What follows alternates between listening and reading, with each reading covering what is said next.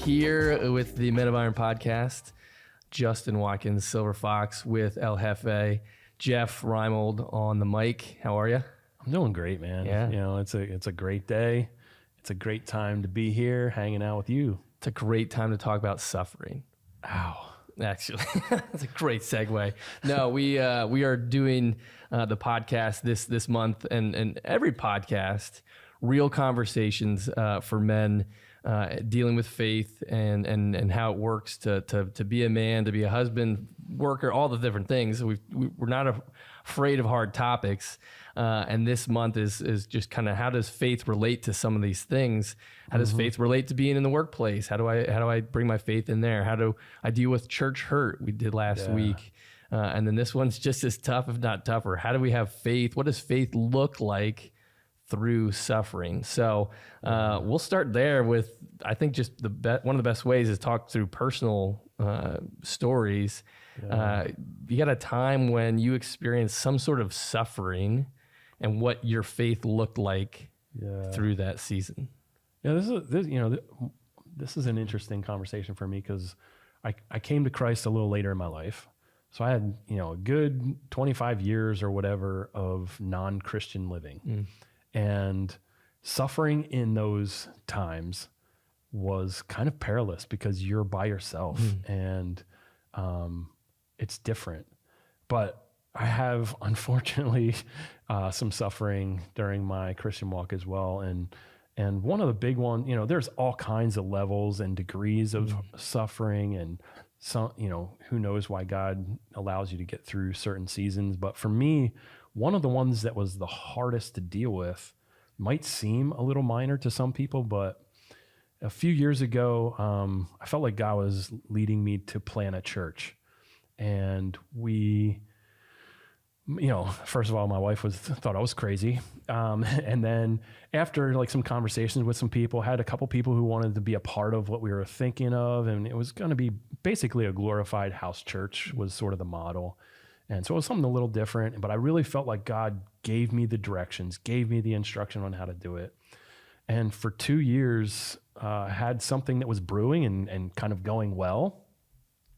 And then December of 19, we had a fire in the place we were at. And so we lost our location. And then in March was COVID. And those two things that close together really kind of derailed everything. And I remember just being like, God, like, what the heck? I really know and feel like you were leading me in this. Like, why did it happen like this? Did I learn what I was supposed to? Like, what in the, just kind of questioning God and really doubting, like, did I hear from him in the first place? Yeah, that's good. So suffering, and I think suffering can look like a lot of different things too. And I think it's so relevant because everyone will suffer. I mean, there's a podcast takeaway, right? That probably won't be on the reel, but everyone. That's the nature of this world, is that it's broken and there's pain, and so we have disease, we have death, we have financial troubles, we have broken relationships. Like suffering is part of being a human. So it's really relevant. So then, what do we do with what does faith look like in the midst of what it will inevitably be seasons of suffering that we walk through? I mean, and honestly, there's scripture talks about this so much. So there's a plethora of information there, but when you're hurting, you're hurting. Right? Which, what are the churches? So if we know that humanity is going to suffer, right? I think of Romans 8, like it's not like unknown to God that this world is broken and all of creation, all of us are groaning. We're crying out like this is not what God has designed us for in some seasons and as a whole on this side of eternity. So as Christians, what do we often do to address that? Either to myself, like what do we tell ourselves, or specifically what do we what canned answers often come out of our mouths when we're talking to someone who's going through it? And I'll answer that. But like the funny thing about this is that we have this mindset of trying to help, and we can even use scripture and we can do some other things, but the pain is so real sometimes that it's almost like, I don't want to say patronizing, but it's like, if he brings you to it, he'll bring you through it. And, he never gives you anything that you can't handle. Well, in those moments, that's tough, because like the last thing you want to hear is that it's going to be okay, because you're hurting, and hurt is real, So that's a little bit tricky to me. Yeah. A lot of the things that we do, they're often from good intentions, right? Yeah. I want to be helpful to you. You're struggling. I want to say something to get you out of it. Yeah. But a lot of times some of those statements are, like you said, sometimes unintentionally more hurtful and not as helpful. Yeah. But as you start to come out of the season, those are things that really do matter. Like all things work together for the, like all those kind of things. And he knows what you're going through. He's experienced those things when he was on the earth as Jesus, and like all that kind of stuff. And his grace is enough. Those are great, great things. But it's just kind of, people have to be allowed to hurt a little bit and deal with the actual pain of it sometimes before those things really start to help. Right. Yeah. And what are some of the potentially hurtful expectations that we put on ourselves and our faith when going through seasons of suffering or questions or doubts? I mean, what are? I mean, dude, this is one that, like, I have a tendency when I'm going through something to be like questioning myself, questioning like, is my faith lacking? Like, am I not like where I thought I was with you, Lord? Like, what's going on with me? And I think sometimes people forget that the pain or suffering that you're feeling might not be big to them. So when they're giving you advice, it kind of comes from a place of, it's not really as bad as you think it is. Like, I've been through worse, or what, and so we got to be careful about like what we tell ourselves and some of the stuff that we let other people speak into us on that. Like, it's a very sensitive thing, right? But we can't be knocking ourselves down. We got like, that's so easy to do. And of course that's what the enemy wants. Yeah. And I think also we think that we can't have seasons of suffering or questions or doubts if we say we were a strong Christian, if we have a strong faith. And sometimes it becomes this idea that the only measure for faith is that we push aside those questions or those doubts or those emotions, and we just turn the page. Yeah. Because I think that sometimes we think, and again, it comes from some truth, but it's a little twisted, that knowing Jesus makes everything sunshine and rainbows. And like, if you meet him, everything should be good. And if it's not, then either your faith is weak, you're being punished, something's wrong with you. And that just actually, and then so we hide from it and we bury it. Yeah. I was going there too, man. Like, I'm thinking like, sometimes it's easy for us to just be like, it's a hard thing. I'm going to trust Jesus and let's brush it under the carpet and pretend it didn't happen. But when you do that, you're not dealing with the actual scarring that might have occurred. Right. And it'll come back and bite you sooner or later. Yeah. Yeah. How and why do we feel like suffering and questions is incompatible with strong faith? Like, why is that? Where does that come from? This is tricky also, because in America, we're a blessed nation, and Christianity has a certain blessing to it that maybe doesn't appear in other places. So we think everything should be so hunky-dory, and we hear, everyone knows and understands that there's this prosperity gospel, but we hear bits and pieces of it all the time. And so it feels like, well, if you're serving the Lord, he's going to bless you for that. And the truth is that he does. But he also tells the disciples, we're going across the pond to the other side because we have work to do over there. And along the way, they run into a storm. So he led them into a storm for a specific purpose and growth, right? Yeah. And I think also we feel like we can't hold certain emotions or hurts, or we can't have certain questions because other people will go, see, I knew it wasn't going to fix everything. And we almost feel like we have to defend who God is by having it all together. within our faith community and with the people that know we're Christian but aren't. Yeah. Both ways. Yeah. And it's to me, it's actually one of, I think it, not exactly only suffering, but that concept of having it all together, I think is one of the most harmful things in the church at large, in our Western culture. Yeah. Because we come into church pretending to be happy, shiny people who have it all together, who have no doubts, who have no problems. Jesus has solved everything. Yeah. And it's actually the complete opposite of what the gospel is all about. The complete opposite. And it's not just, oh, we met Jesus and he saved me, and now from now on I'm supposed to be good. Like, we're constantly supposed to be relying on his strength to get us through. Yeah. And so when we pretend, one, we're fooling ourselves. Yeah. God knows that we're still broken. Yeah. Other people know that that's a total lie. Like, your life's not perfect. But we put this facade up, and so we don't open up. We're not vulnerable. We're not transparent. Men, especially. Oh yeah. We're molded into that. Like, man, pull yourself together. Figure it out yourself. Yeah. Don't cry. Don't have emotions. Don't have questions. And it's just, and then we get isolated. Pull up your bootstraps and get her done. Yep. The funny thing is, like, it's actually also completely against the biblical record to have this place of having it all together. And when it comes to going through times of suffering, there's just a long record of God's people being very vulnerable and being very real about the things that they're struggling with. Yeah. And being able to lament and mourn and confess and be real, not only with God, but also with one another. Yeah. And that's actually the result of that is healing. Yeah, I know. And I think it's funny sometimes how we even think we have to hide our feelings from God.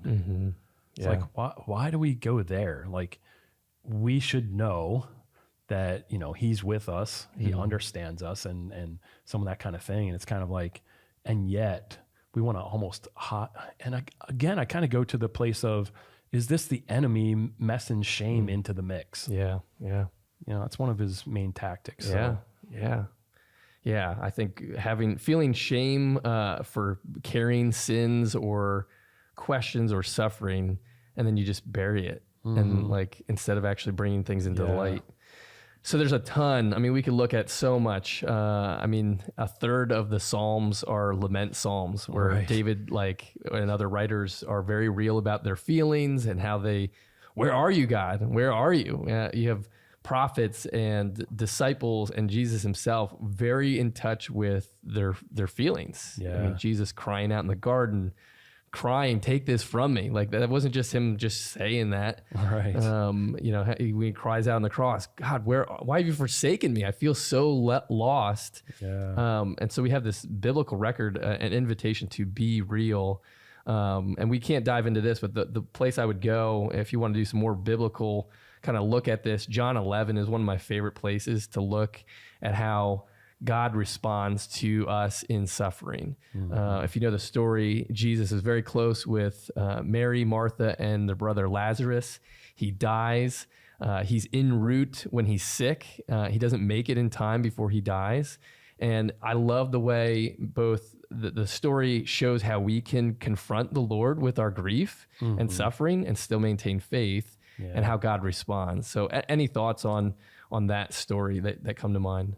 Yeah, I mean, I think one of the things that always has been kind of like almost puzzling to me is Jesus cries when he hears the news. And yet he knew it was going to happen.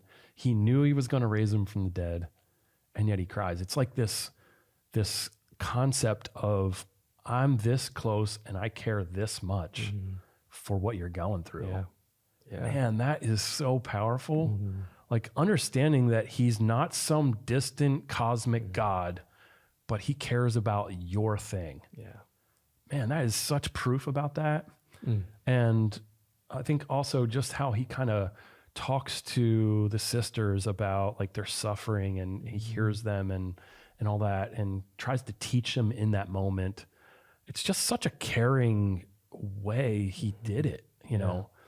I don't know many men who would like handle it as tenderly as he does in that story. Yeah, a great point. I think he meets each one of the sisters in different ways. You know, you have, Martha who like she goes out and meets him. Like she hears he's coming and she goes out. And like she brings this. If you had been here, like you almost get this accusatory. Right. If you had been here, he wouldn't have been dead. Yeah. And Jesus doesn't go, don't talk to me that way. Like, you know who I am. Yeah. He's so gracious. And then with Mary, he goes to her. He calls to her. She's grieving inside, and so Martha's dealing with her grief in one way. Mary's dealing with it another way. And he calls to her and says, come and be with me. Yeah. And he sees her crying at his feet. Like that invitation to be real at Jesus' feet. And he cries with her. And then the crowd that's walking with them sees him crying. They go, man, look how much he loved Lazarus. Look at how that being real shows what is really true and what matters and what's valuable. Yeah. And so we lose that when we try and hide it. And so faith means I can't cry. Faith means I can't have this question. Faith means I can't be real in my church, in my small group. Yeah, yeah. And when you think about what, I'm sure Lazarus, but definitely the sisters, when he calls Lazarus out, like think about, like they obviously had their faith impacted by that. So they went through a tough thing. It was handled tenderly by the Lord, and they came out, with new kind of insight and understanding of who Jesus really was. Yeah. Yeah. That's beautiful. Yeah. Man, I don't know what the next step is. I don't know what, again, a huge topic. We're all going through things. You will go through things in suffering. Yeah. It's just a matter of when and how you deal with it. And I think just the point, at least for me, my encouragement, if you're listening or watching, is to be real, to not be, don't pretend like you've got it all together.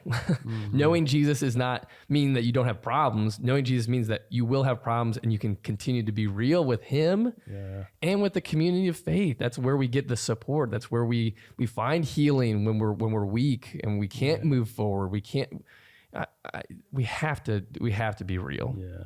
And, I'm kind of, think about the thought also, if you happen to be listening and you don't have a relationship with God, the idea of walking through suffering with him, talk to somebody about it, because it's like a game changer, and it's what he wants. Yeah. And, his whole thing is drawing you close for relationships. So talk to somebody about it. Yeah.